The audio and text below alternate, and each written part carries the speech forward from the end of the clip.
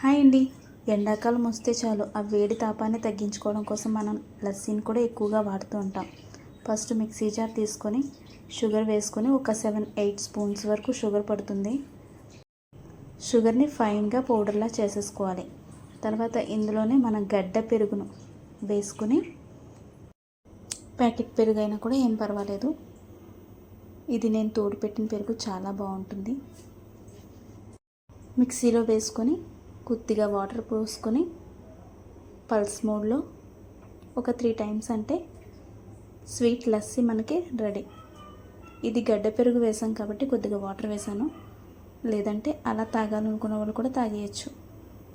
తర్వాత గ్లాసులో వేసుకొని ఐస్ క్యూబ్స్ వేసుకొని హార్లిక్స్ని పైన కొంచెం స్ప్రింకిల్ చేశాను.